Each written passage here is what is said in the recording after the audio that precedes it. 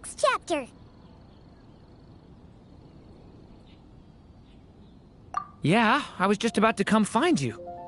Let's see what it says.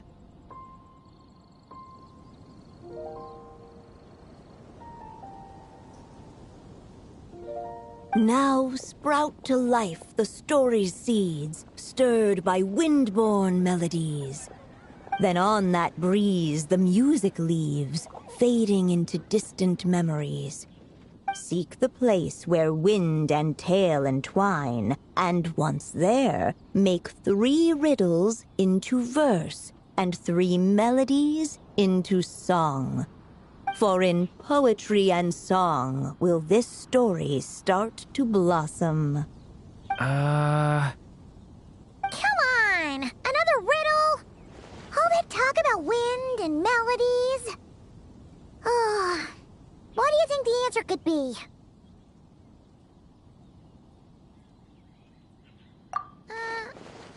Oh! Care to elaborate? Wind? Music? Poetry? Tone-deaf bards gotta know the answer. You mean Lord Barbatos? Albedo introduced us when I first arrived in Mondstadt. I mean, someone like me was bound to catch his eye sooner or later. It's better that it's out in the open anyway. Now, how should we track him down?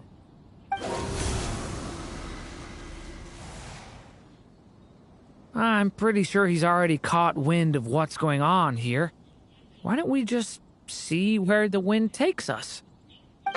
Right. He definitely makes it easy to forget he's a real god sometimes. I'm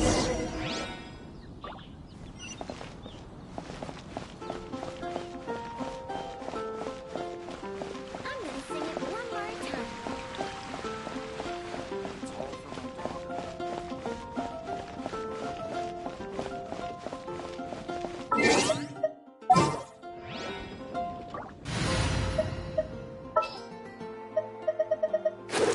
Increasing our combat strength?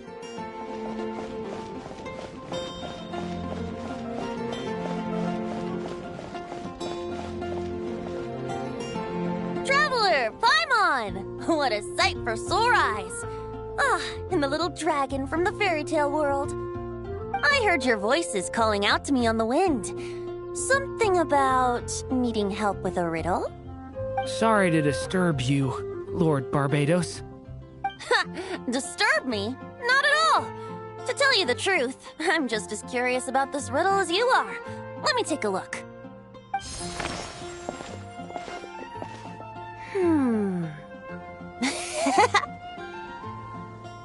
What is it?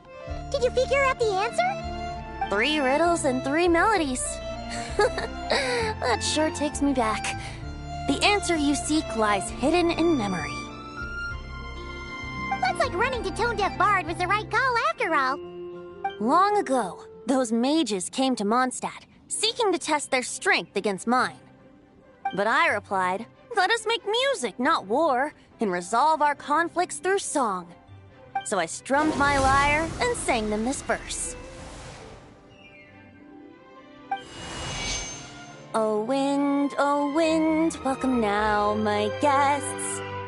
Pass through verdant leaves unseen, where shape your formless self may take, and offer up a graceful scene, a fleeting gift for welcome's sake. Leap at the edge of a sea of clouds, where land meets sky and sky meets ground. There frighten off the noisy crowds and bring my guests a calm profound. Fly beneath the stars up high, where mortal noise is swept aside, that my dear guests with starry eyes may share the dreams they hold inside. Now go to where I vowed to keep a quiet spot for them to sleep. No clash, no contest bars the way, just tea and mirth to fill the day. There you have it, the 3 melodies. As for the answers to those 3 riddles, I trust you can guess them by now. The woods, the edge of a cliff, and the sky? Correct! Funnily enough, your mother was also the first to solve it, all that time ago. There must be some kind of special rapport between those who write stories and those who sing them. The woods, a cliff, and the sky. Oh! So that's where it is! I suppose the spot that answer points to is where you're headed next. You should know, after solving my riddle, the mages even accepted my proposal and made that location their official meeting spot. And going by what your book is suggesting, once you found it, you might want to try playing the melody I just shared with you. Guess you can be pretty reliable when it counts, huh, Great Animal Archon? Thanks for the help, Lord Barbados. Still got questions for me, huh? Yeah, you must have read countless tales in your time, being a wandering bard and all. In your experience, why might an author consider a story unfinished? Unfinished? Well, I guess if there's something left to accomplish in the story, or, if the last line goes, "To be continued." Huh? Wow, your helpfulness lasted for like 1 second. In all seriousness, I would think the answer to that question lies in your mother's story itself. It's not my place to pry any further. All right then, we should get going.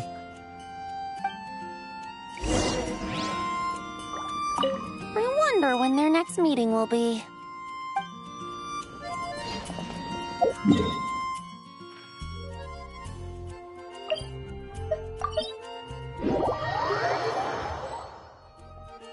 Okay, we're here! Now, we just need to play the 3 melodies, and we should be able to gather the memories for the next chapter, right?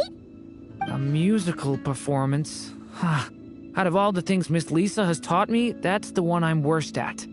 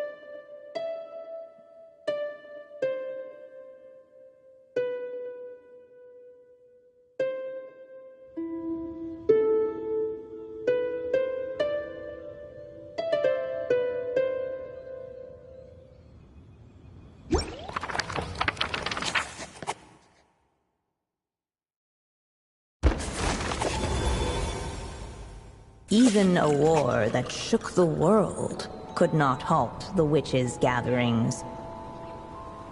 Yet even so, with the passing of time, 3 of their teacups no longer came to be set.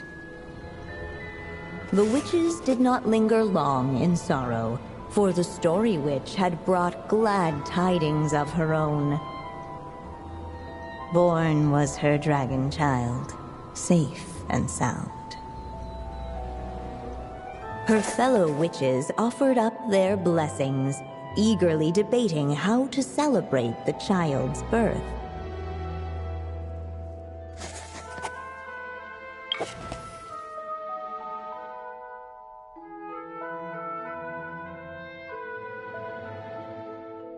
In the end, they settled on the sweetest candy they could find. After all, what could be sweeter than the arrival of new life? And so, the witches' gathering turned into a birthday celebration.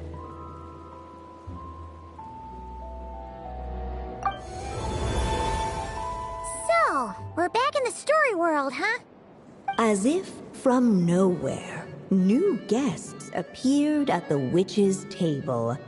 Perhaps they too had come to celebrate the Dragon Child's birthday.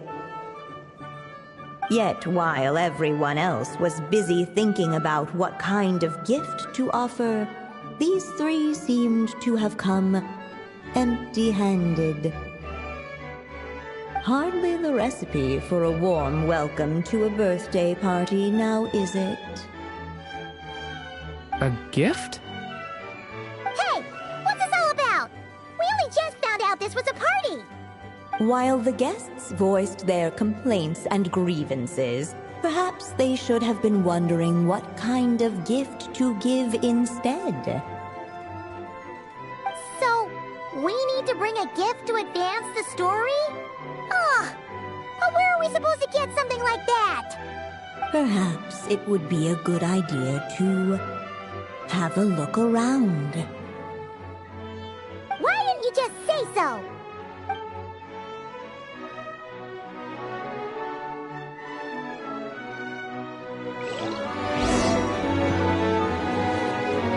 The witches went on chatting away, ignoring the empty-handed guests.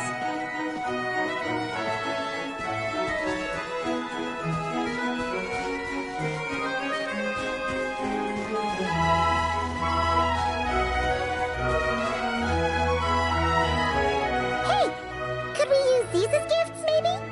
At last, the guests found something to give the Dragon Child. Guess that's a yes then. Which one should we go for? Still, the guests wondered, what kind of gift might the little dragon really want? Should they put a warrior's sword in his hand and send him out on an unstoppable quest to save the world? Or perhaps a wandering hero's slingshot and the promise of a life of endless, uncharted adventure? Or maybe even a scholar's tome and the chance to take on all the world's unsolved mysteries. Okay. Wow. That's a lot of pressure all of a sudden. Oh yeah! Technically, we're actually picking a gift for you. So, which one would you prefer? You want me to choose? Wow, this feels kinda special. How come? For as long as I can remember, I've spent most of my time living in the stories my mother created. I always thought my mother had everything written out for me already, just like the toy figures in Constellation Metropole. What I wanted to do with my own future. Huh. That's something I've never really thought about. What did I want back then? This is the first time I've ever asked myself that question. Sounds like this is the perfect opportunity to answer it then. It's been a while since you left Simulanka, and after everything that's happened, it might be about time to start thinking about your future. Then let me give it some thought.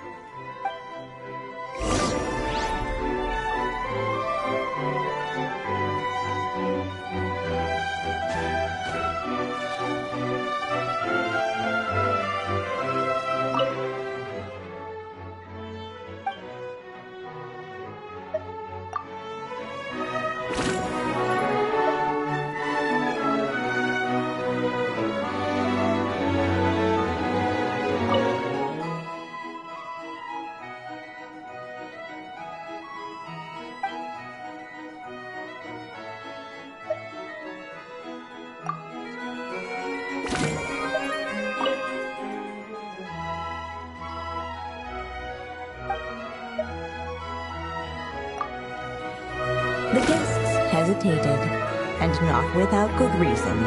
Given how much this gift would mean to the little dragon, a bit of careful thought could go a long way.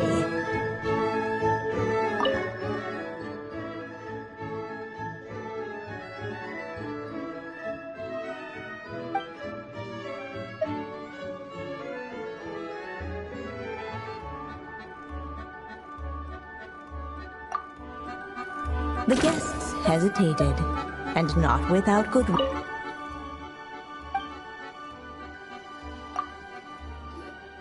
In the end, the guests settled on the Scholar's Tome. So you're the scholarly type, huh? I just feel like I should learn more about the way the world works. What makes you say that? I'll give you an example. Did you know that in Mondstadt, using fire to catch fish is a punishable offense? I thought she was just teaching me regular hunting techniques. It was only after Master Jean caught me and sent me to solitary confinement that I realized I'd misread the situation. So much of what's considered common knowledge in your world just wasn't in Simulanka. So I have to learn, or I'll keep causing trouble for everyone else. Paimon's not sure that counts as common knowledge.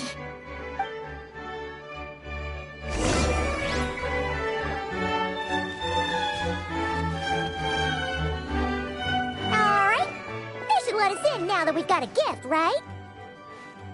Hello there. Brought a gift this time? The newly arrived guest presented his gift, wishing the little dragon a future as a wise and accomplished scholar. Accepting the guest's blessing, the Story Witch invited him and his friends to take their place around the table. Finally, she could introduce them all to her dragon child, telling all in attendance about the moment of his hatching, and of course, the name he'd been given. It was then that the Seer Witch, diviner of the stars, withdrew her gaze from the heavens and turned a sorrowful glance upon the little dragon. You gave him the same name as that evil dragon? That's right. But the life I intend for him shall be very different. What folly to love so blindly. For as you must know, a name is the mirror of destiny itself. He who bears an evil dragon's name must also inherit the fate of its previous owner. His fate has been foretold. Then I'll rewrite it. The witches at the table fell silent, for they knew the Seer Witch's words had never once proven wrong. Yet, just as clearly, they recognized the Story Witch's resolve, for there is scarce a force in this world more fearsome than a mother's love. At last, the Merry Witch stepped forward, dispelling the uneasy silence. So be it. Then we'll all lend a hand. Together, we shall rewrite this child's fate. You mean to defy one of the fundamental rules of this world? I refuse to be shackled by such rules.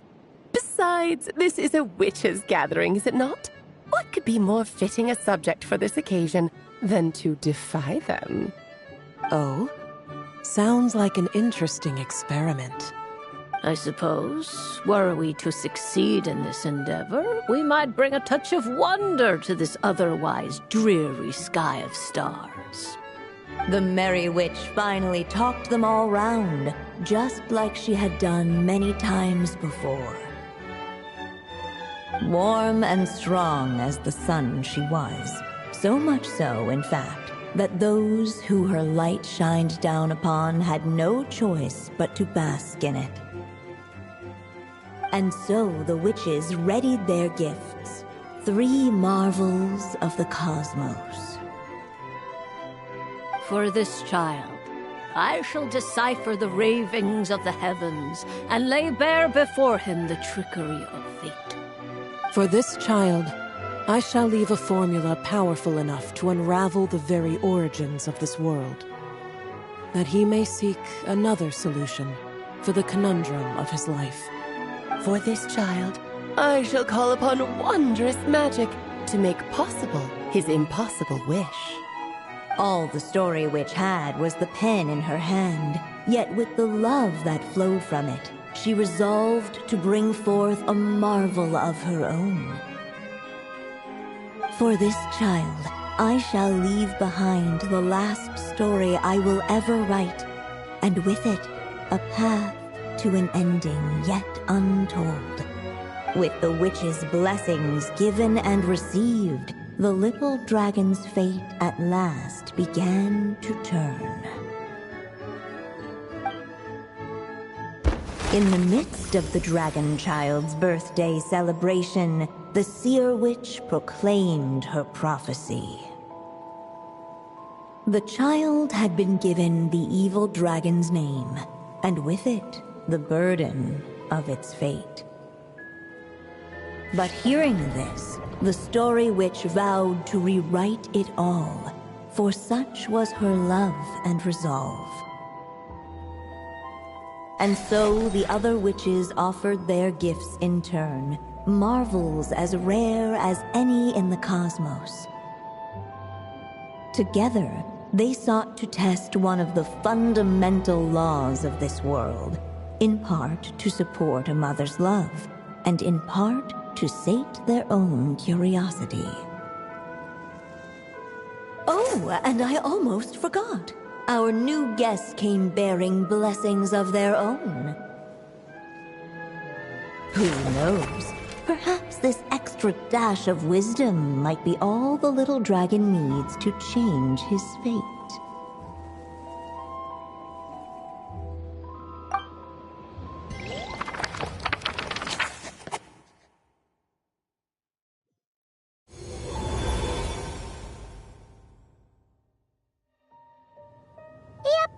Looks like we've completed this chapter, too. Those witches in the story were the mages of the Hexen Circle, right? They sure seem to care a lot about you, Durin. But, Paimon kinda had trouble following their conversation. Just a bunch of mystery, as usual. The evil dragon's fate. Oh, is that what you're worried about? But didn't we already take care of that?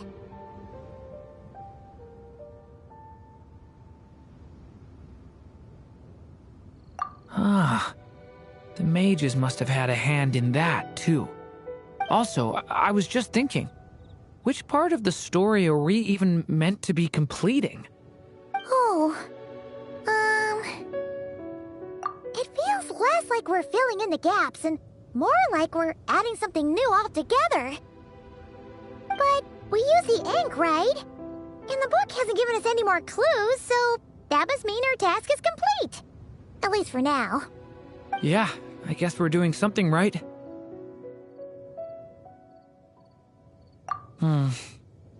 Maybe I'm overthinking things.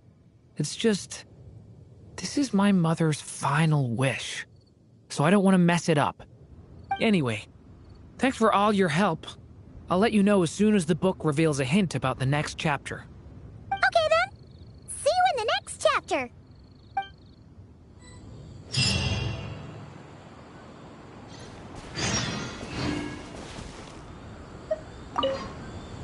I think I'm gonna stick around, take my time reading through this book. If you feel like jumping back into the story, just come find me.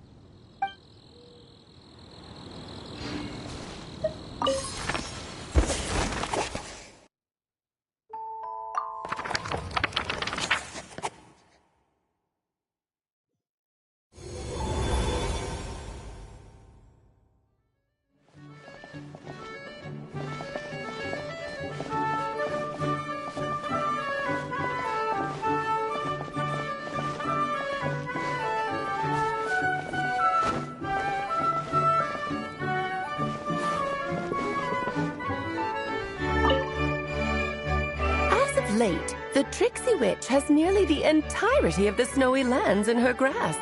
Now none but the Tsar can command her submission.